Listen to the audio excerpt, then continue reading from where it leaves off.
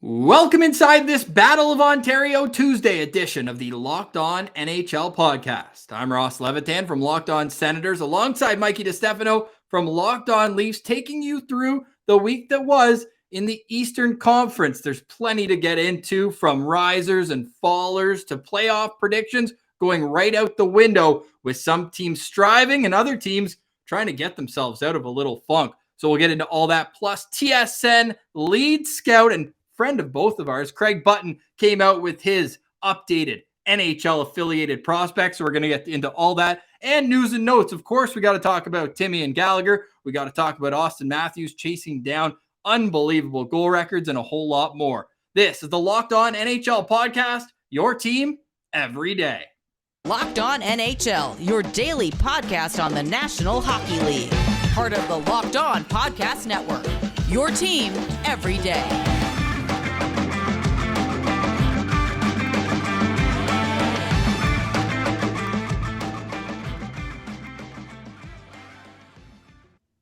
Thank you for making Locked On NHL your first listen on this Tuesday, April 12th. We're free and available wherever you download your podcast, including on YouTube. You can subscribe to the show there. You can also subscribe to Locked On Leafs, where you can hear Mikey DeStefano Monday through Friday. I'm on Locked On Senators. And Mikey, it must be fun doing your show right now. Down the stretch run, Austin Matthews in this past week broke the franchise record of goals in a season, and he did it with 13 games to go. Yeah, this guy's been doing is absolutely insane. And, he popped in a couple more goals after that and ended up setting a 50-50, which is something that hadn't been done since Mario Lemieux did it back in 1996. So now we're literally seeing like generational, once in a lifetime, well, not once in a lifetime, I suppose, but generational stuff out of this guy, stuff that not even Ovechkin was able to do in his time in the NHL. So it's fantastic. It's a lot of fun to watch. The team is rolling right now, and there's just a lot to root for, a lot to cheer for. So it's been good times over at Locked On Leafs with Leafs Nation.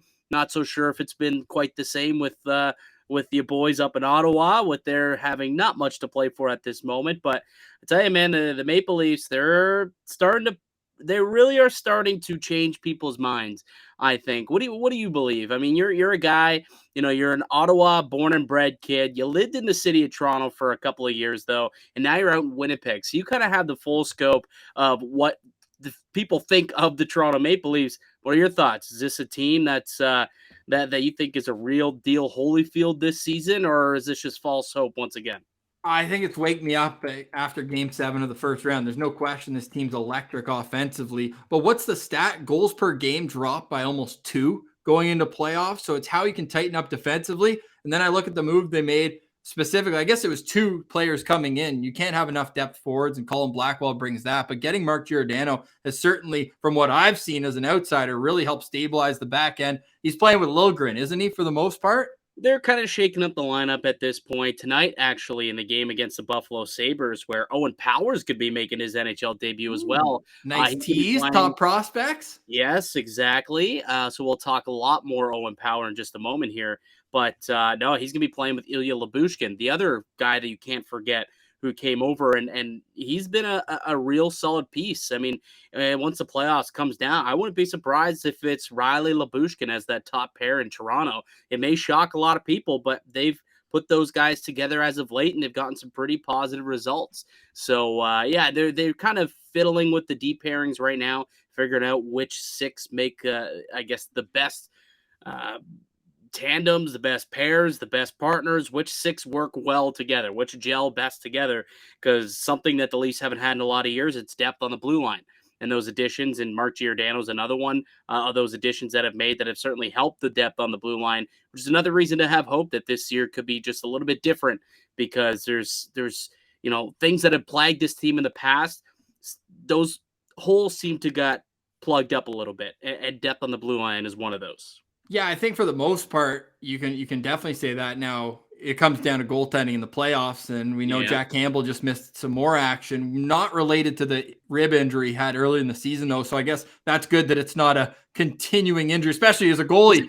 Is it? Because then that means that now that you got 2 Yeah, but you injuries hope that that could the be a ribs are situational. healed up, because that would be tough. Just taking a shot from the point or whatever Yeah. just looks like a routine play, and then having to leave in the middle of a playoff game, God forbid. And there's probably not a whole lot of confidence in Peter Mrazek. I Yeah. know Kalgren's been called up and getting a look, which is a great story, but you really have faith in him with all that's at stake. Kind of would look like Colorado a few years ago, where they're going into a conference final game with Andrew Hammond or Michael Hutchinson in goal. Michael Hutchinson might be that guy in Toronto. I know that he's somewhere in the depth chart there. So you know what? We'll see. Time will tell. But as we're talking about the Leafs and what to expect here, perfect time to pull up the standings. If you're watching on YouTube, you can see the Eastern Conference picture. And yes, there is nothing to see beyond Washington. Nowhere close are the New York Islanders. 15 points separate the final playoff spot. So a bit of a snoozer if you like that back nine action, the leaderboard shifting and shimmying. But out of these 8 teams, go to the West for that, folks. Go to the West for that. The Wednesday show will definitely break down that, but not here in the East. It's pretty set in stone, like it's been since Christmas. So right now, you may as well put these names all in a hat, shake them out to get the playoff matchups. Hey, Mikey, do you see any certainties starting to develop? I think the one certainty that I do have at this point is that Florida's going to win the division and they'll end up with the first seed in the Atlantic. Outside of that, honestly, no, not a single certainty that I have. I mean, you could say maybe the one thing that you could pencil in would be a Florida-Washington series is maybe one that's most likely, but Washington's not too far off from Pittsburgh. Like they could catch them. They've got 2 games in hand, and they could end up, if they win both those games, and all of a sudden, that's a tie, right? And Washington's a team that's won 3 in a row right now. So they're bringing up the rear end and figuring it out. Now, something to keep an eye on, because you mentioned it. Usually the second wildcard team, you're really in tough against whoever finishes first in the conference. But do you not notice that road record for the Washington Capitals? Only 7 regulation road losses all year. So could they get a little confidence boost from that? A little old school Southeast Division rivalry between the Panthers and the Caps? I'll tell you, that's very impressive. But if we're talking about a Panthers Caps, I encourage you to look at the home record for the Florida Panthers, where they only have 6 losses, which beats the 7 that the Washington Capitals have. Math guy. One of those losses, an 8-2 loss to the Ottawa Senators, if you're keeping track at home. Gave up 8 goals, and now they've won 7 straight. 9-1 in the Claude Giroux era are the Florida Panthers. Just a complete wagon right now going into this. I like your potential matchup with Florida and Washington. I think that would leave, it's either Tampa or Boston, Mikey, for the Toronto Maple Leafs. But are you confident with a 4-point lead over Tampa with 10 games remaining that it's going to be home ice game 1 at Scotiabank Arena? I think so. Coming into it, according to MoneyPuck.com, the Maple Leafs had a 79% chance to claim second in the division, which would give them home ice. If they win this game tonight against the Buffalo Sabres, those climb to 82% odds. And, I mean, when you look at the other two, they're both kind of sputtering a little bit here. Boston was on a roll, but then they kind of lost a couple of games there, and now you're a little unsure about if that team is going to be rolling. They're dealing with injuries. Pasternak hasn't played in a couple of games, neither has Hampus Lindholm. So that's obviously a big reason for maybe them not being at full force right now. In Tampa, we talked about this, I think, last week too, how they're kind of, hitting a bit of a skid here as they coast into the playoffs. So either of those two could end up, and I think there's 1 point separating the two of those teams, Tampa and Boston right now.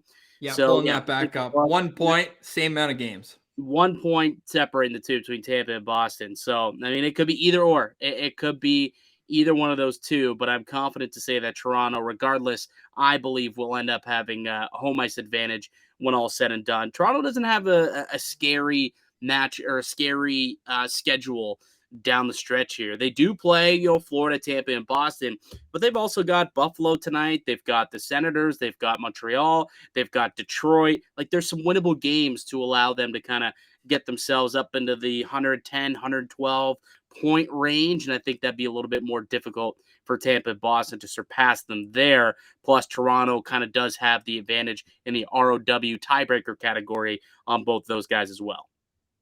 My personal hope is that we get to see a New York Rangers Boston Bruins playoff matchup. That would leave Carolina and Pittsburgh, which would be a fun series, and Toronto and Tampa Bay. We know that the stars shine brightest when it's the postseason. So that's why you need to figure out how to make sure your eyes feel great. And if you want a little protection for the added sun going in to this playoff season, why not check out our friends at Shady Rays? Yes, Ross. Shady Rays, an independent sunglass company that gives you the features of $200 sunglasses for a fraction of the price. That means polarized lenses, well-constructed durable frames, and premium high-end finishes. Also, something you won't find anywhere else is Shady Rays' insane protection program. Shady Rays includes lost and broken protection on every pair. They'll send you a brand new pair if you lose them, no matter what happened.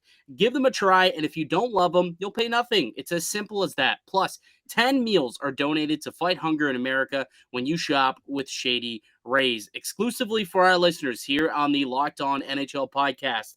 Head to shadyrays.com. Use the code LOCKEDON to get 50% off 2 or more pairs of polarized sunglasses. That's code LOCKEDON for their best deal of the season. It's 50% off 2 or more pairs of Shady Rays sunglasses, backed by over 150,000 verified 5-star reviews. And today's show also brought to you by BetOnline.net. BetOnline.net is your number one source for all your betting stats and sports info. Find all the latest sports developments, league news, reviews, including this year's basketball playoffs, the NHL playoffs, the start of the Major League Baseball season, and more. BetOnline is your continued source for all your sport wagering information, from live betting to playoffs, esports, and more. Head to the website today or use your mobile device to learn more about the trends in action. BetOnline, it's where the game starts. And, there's some interesting bets being tossed out there. I don't know if you saw this, but there's, some. Do you think Matthews hits 70? There's some bets out there that you can lay for Matthews if you think that he can hit 70 goals this year. I don't know if I'd bet against him at this point, but that is a huge number. Who's the last to score 70? Would be what? Solani back in 94, in the peg, baby. Something like that. What's that? Back in the peg. Yeah. 76 goals. 76 goals there. That same year, McGillney had 76 goals. I've got it pulled up right now. So 92, 93. That is correct. Almost. Mario Lemieux had 69 that year. So a goal scoring season it was back in 92, 93. And Brett Hull had 70 in 91, 92. So there you go. So it would be just that. In terms of more recent accomplishments, 65 is the high bar set by Alexander Ovechkin in 2007, 2008. The only other player to get to 60 since the 05-06 lockout and beyond, 92, 93, would be Steven Stamkos, who got 60 in 2011, 2012. So I'll go so far as to tell you that Austin Matthews will score at least 3 goals in the final 10 games, going out on a limb with that one, Mikey. But 70, I don't know if I can commit to 70 goals. Let's start with 65 to tie Ovechkin from 07-08. I agree with that one. I think 65, and if he does that, there's a good chance he ends up taking away some more hardware than just a Rocket, and he's currently minus 350 right now. Ours odds at betonline.net to win the Hart as well. So if he gets to 65, to me, it's locked up. An absolute lock for him to win that Hart trophy. So there's still, you can get odds there. It's probably just going to go up, especially if he continues to go on the tear that he's been in the last couple of weeks, because they just keep going up and up and up. He's separating himself in terms of the odds makers by Vegas' standards and by BetOnline standards. So, maybe you could still get in on the action and get it done before those bets kind of really evaporate as he separates himself and just completely wins the record in the next week or so. Yeah, not only has he played great, and his next point will be his 100th of the season, first since Doug Gilmour's Toronto Maple Leaf to get to that triple-digit club. But when you also look at Igor Shesterkin, not playing terrible by any sense, but not matching Matthews toe-to-toe, save for save, goal for goal. I know it's not the easiest comparison to make, but he's not stealing games like he was at the start of the year. Mikey, before we move on, we want to get to Craig Button's list of top 50 NHL affiliated prospects. Craig is an absolute beauty and is not scared for his opinion to be different than the majority, which I appreciate that about him, and he'll stand up for it until he's blue in the face and explain why he sees the game the way he does. He's going to be joining Locked On Senators on Friday. So if you want to hear more of Craig's takes on the top 50 and beyond, check him out on Friday's Locked On Senators. Before we get to that, though, I did want to tell you about one plan I have at BetOnline, Mikey, and I want you to think if I'm crazy or not. I tweeted it out at Ross Levitan. You can find Mikey at Mikey _Canuck. But my plan for the rest of April, I'm putting 5 units on the Blue Jays in every single game, 2 units on them to win by more than 1, and then 1 unit for them to win by more than 2, because their offense is a complete wagon. They were winning. I'm 3 for 4 so far on the season of them accomplishing that. Like, do you think I'm going to make a substantial amount of money, lose a substantial amount of money, or is it going to be mitigated one way or another? I'm going to go with mitigated because, to be honest, the house never loses, man. I know. You can't outsmart the house, unfortunately. Yeah. It's Fair. tough to do. But, well, I'm going to try it. I'm going to track it. So we'll talk in a month. Right as the playoffs are about to start, I'll give everyone an update on this ridiculous. It's probably stupid, but they are just so good. I don't see them losing many games, and the ones they win, I think they win big. That's my thought process behind that. Craig Button's thought process is always a big one. It goes through the entire season, and I love how he's not scared to put top 10 picks down in the 20s. He's like, nope, I disagree where you have that guy, and I'm going to tell you why. So without further ado, why don't we run through the first 5? We'll point everyone to tsn.ca and go check it out there. He's got Owen Power at number 1. Timely, we're discussing this now. Power is set to make his NHL debut tonight, Tuesday, April 12th, against your Toronto Maple Leafs. So Owen Power is at number 1. And then Timely for 2 with me being here. He's got Jake Sanderson, North Dakota defenseman, now signed with Ottawa. He's injured right now. So unlike Power, won't be making his NHL debut soon. Beyond that, Simon Edvinsson of the Detroit Red Wings. And then 2 more recently signed players. Kent Johnson of the Columbus Blue Jackets is in 4th, and Matty Beniers is in 5th. He'll make his debut in Calgary tonight out west. The first goalie on the list is 6th, Jesper Wallstedt. Crazy, we went 20th overall. Still can't believe that. And I can't believe even more, Mikey, that the Edmonton Oilers traded the pick. They could have just had their goalie. I know. But hey, I mean, there's a goalie. He wasn't the first goalie taken in that draft. True. And a lot of people are quick to point out Yzerman's draft record. So if he thinks that, maybe there is something to, especially a Swedish goalie. They're so quick to draft Swedes.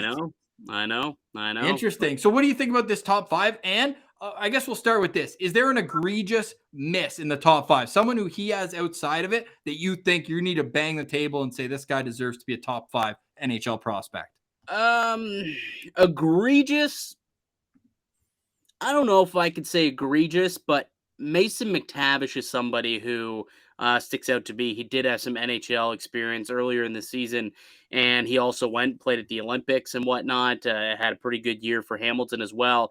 So he's somebody who, to me, it's a little bit, I think he's someone who I thought maybe would be a little bit higher on the list. Considering he was the number 3 overall pick in this past year's draft, and Kent Johnson, who's now ahead of him at number 4 overall in this prospect draft. But hey, I mean, that's what a year of development does, right? It kind of changes things up and even things out, and that's what good development does. And obviously, Michigan, one of the top developmental programs in all of junior hockey, whether you're talking about the CHL or the NCAA, because if you look at the top 10. You've got 4 Michigan products on this team, including 4 in the top 5. It's absolutely incredible here. Or 3 in the top 5, rather. It's wild what they were able to do. We had Mel Pearson on the show on today, actually, and he was speaking glowingly about all these players that are going to be making their debuts, and he was speaking specifically about Owen Power. And to me, I think it makes sense that he's at number 1, though. To me, and what I saw from him at the World Championships last year, the brief showing at the World Juniors before that got canceled, and then what he was able to do also against men at the Olympic Games, and then again throughout the rest of his college season.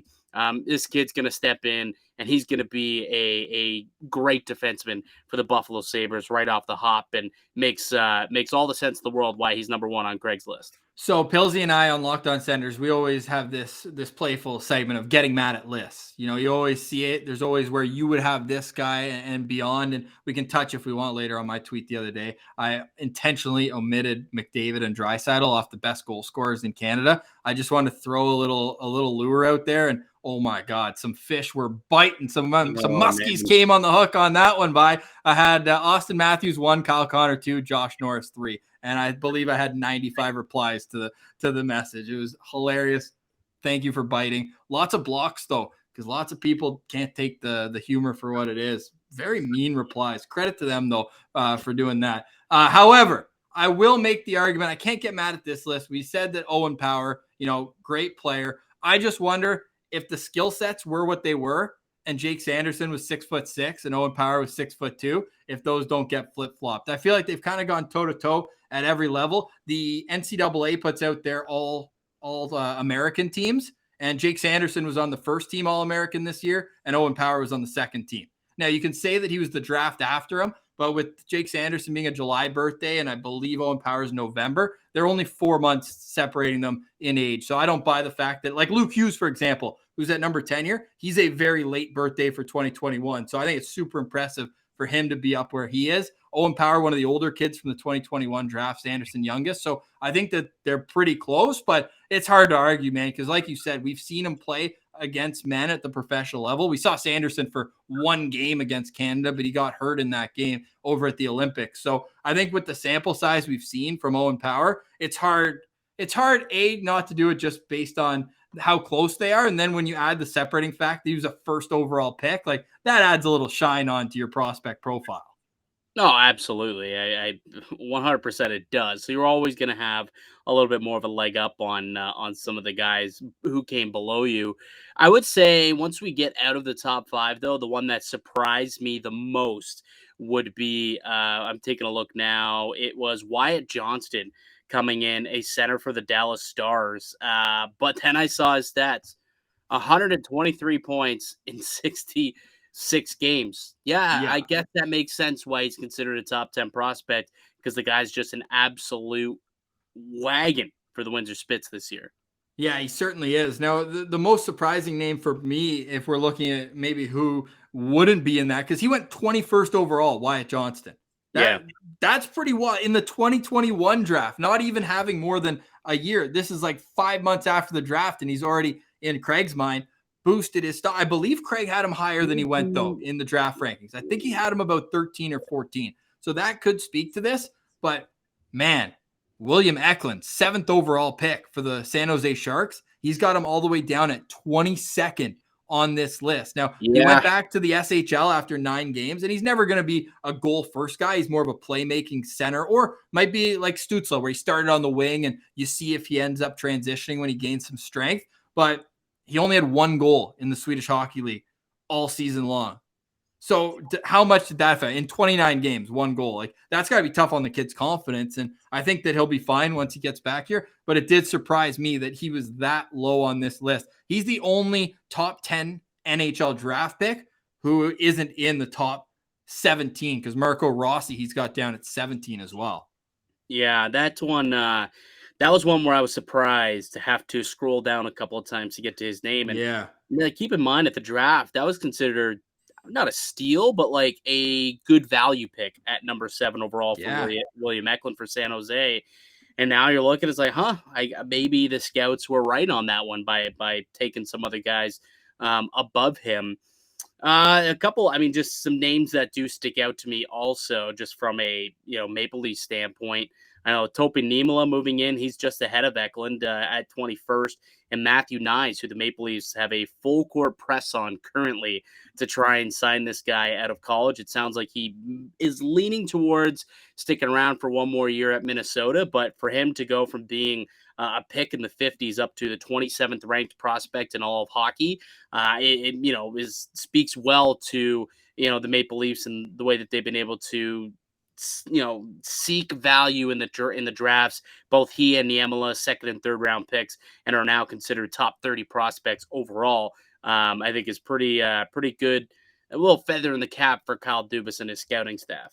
Yeah, 100%. And of course, we wish the best for health of Rodion Amirov, who's diagnosed with cancer. Otherwise, he'd find his way onto this top 50 talent-wise. So just from a strictly hockey standpoint, because that prospect is now on the shelf for at least the next little while, he hopes to make a full recovery, just like Oscar Lindblom was able to do different situations. But obviously, we're thinking of him. But to have a prospect step up from later on in the draft, like that's a huge boost to a prospect pool. And you're going to be up against the cap almost every year, or almost, what a ridiculous thing for me to say. Year.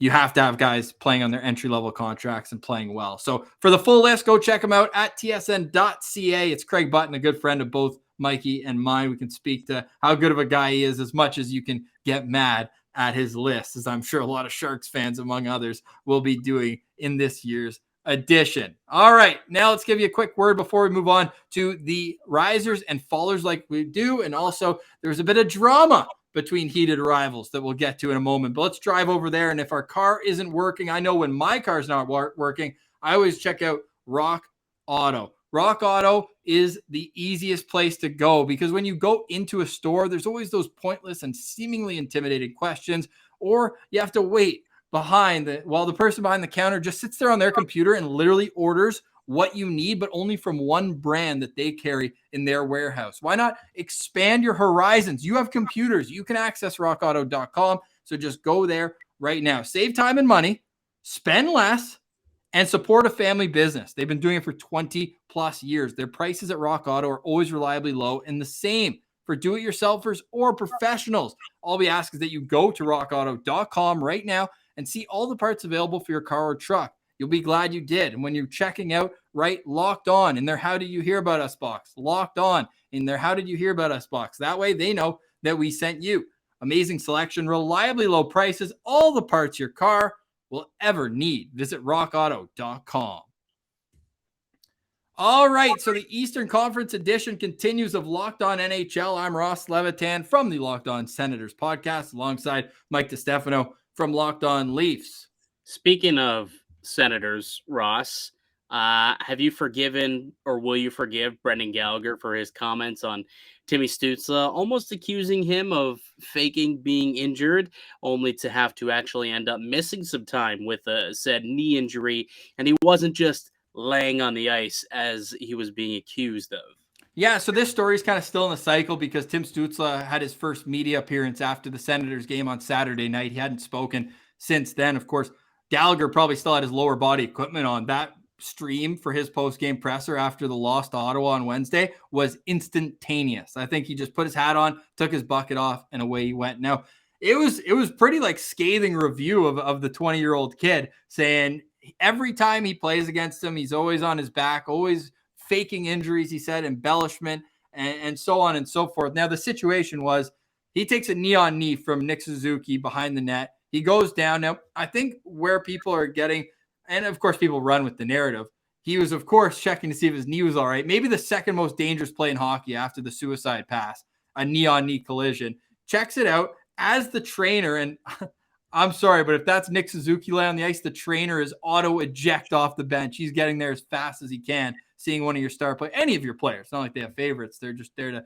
make sure everyone's all right. But so he books it, and while he's at the hash marks, Timmy's already starting to get up and under his own strength. So there is a rule saying that if you have to be attended to by a trainer, you have to miss the next shift. You can't stay out there. Timmy got up, and he said as he was skating by, like he was doing a little test, the Montreal bench was chirping him, saying, "Oh, you'll be fine. You'll be fine." So Timmy says, "I want to prove to them I'll be fine." So he goes out there and stays on the power play. There's like 30 seconds left in the period. He comes back after. They end up scoring on the third period power play.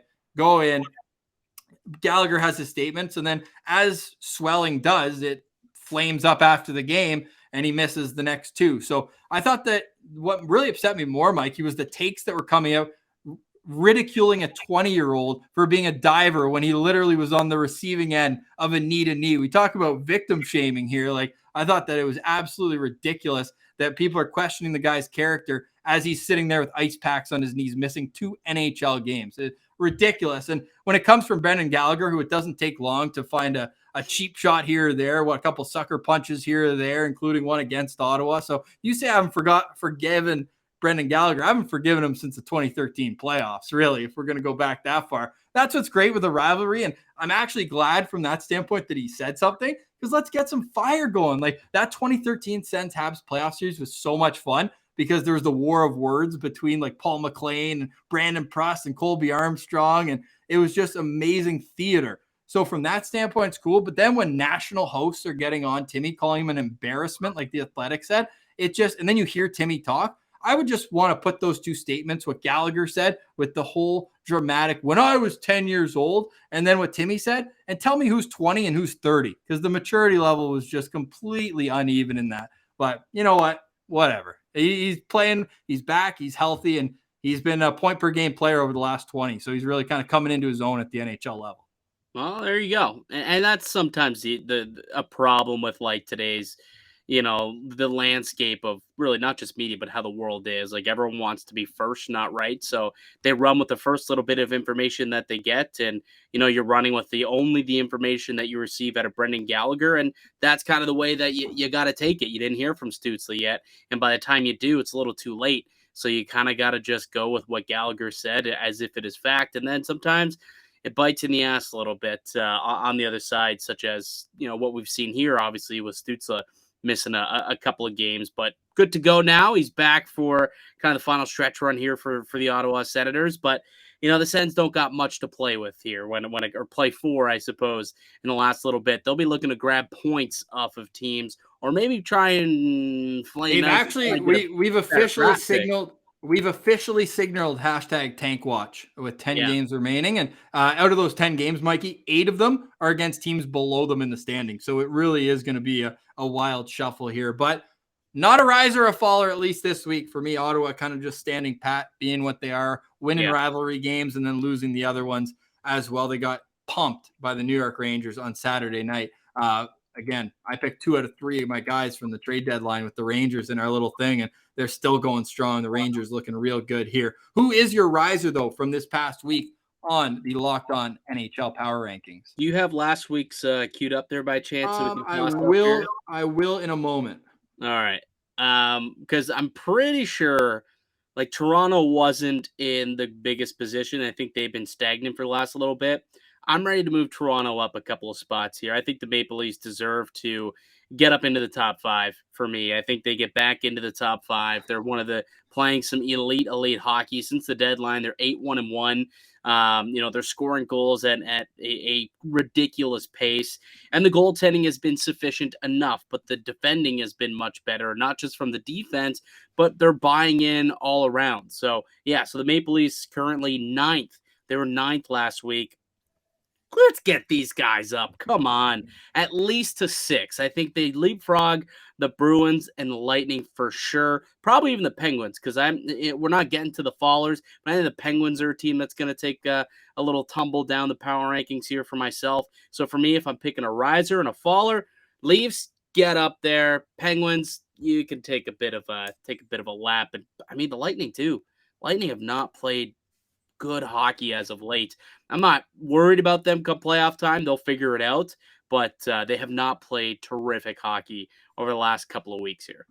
Yeah, I think that's super fair. I'm on the same wagon as you in terms of jumping over the Bruins and Lightning, but it's for me the New York Rangers, who had another perfect week. 3 wins, only gave up 2 goals in those 3 wins. Now, say what you want. It was against New Jersey, Pittsburgh, and Ottawa. But that Pittsburgh game, they got outshot 30-24. Shesterkin was unbelievable. He waves the Pittsburgh Penguins off the ice after it. That's the kind of theater that we need in the playoffs. I know I said Boston Rangers in the first round, but give me Pittsburgh against the Rangers in round 2. I think that would be phenomenal divisional matchup. So I love that they won that game. They obviously, I said, pumped Ottawa, and say what you want. That's an easy game to dominate on home ice on a Saturday night. Easy to get up for that one. But I got my Rangers pom-poms behind me, as I have since I laid that money at BetOnline. But they're just impressing me over and over again. They dropped 1 spot last time. I'm with you. I think the Leafs probably jumped the Rangers as well. Great week for them. Credit where it's due. But yeah, I'm probably going Leafs 6, Rangers 7. And then Tampa, Boston, however you want those 2 teams. I wouldn't really argue either way.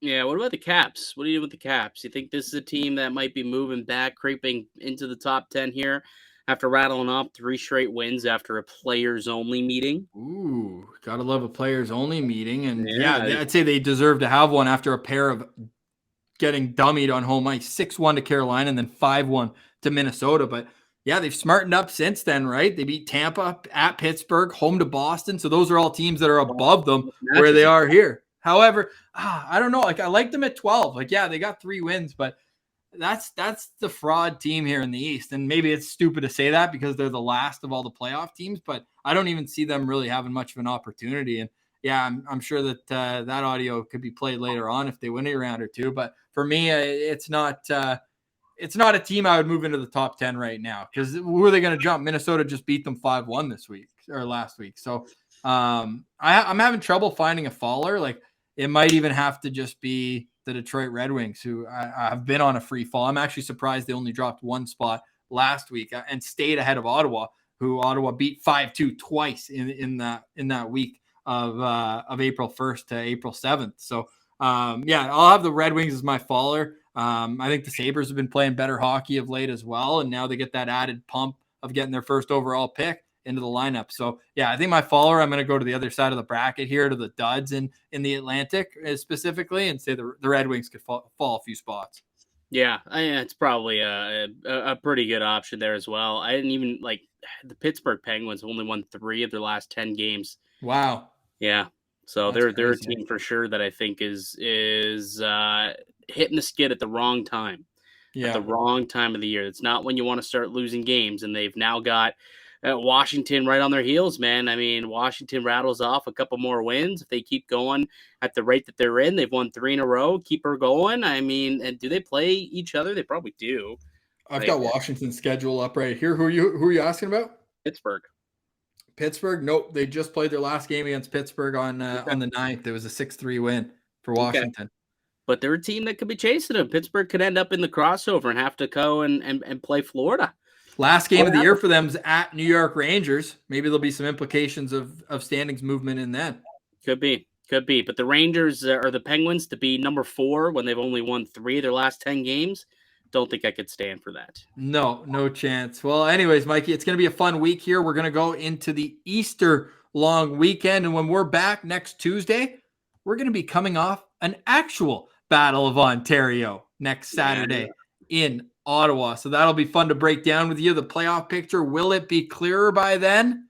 I don't think so. What about you? Probably not. I think this is something that'll definitely be taking all the way down to the final night of the season. I mean, the Leafs and Bruins play on the final night of the year. Could home ice be up for grabs in that specific, like that very game? Could be. All those questions will be answered over the course of the next couple of weeks. Thank you for making Locked On NHL your first listen each and every weekday on the Locked On Podcast Network. You can get local experts on the biggest stories and then make another Locked On NHL podcast your second listen of the day. As we said, Mikey DiStefano with Locked On Leafs, they're working on the Austin Matthews record barrage as he's continuing to dominate. And for us here on Locked On Senders, it's more looking ahead to the 2022 draft, which we'll do with Craig Button on Friday. Thank you so much for listening to the show. We'll chat next week. For Mikey DiStefano, I'm Ross Levitan. This has been the Locked On NHL podcast, your team every day.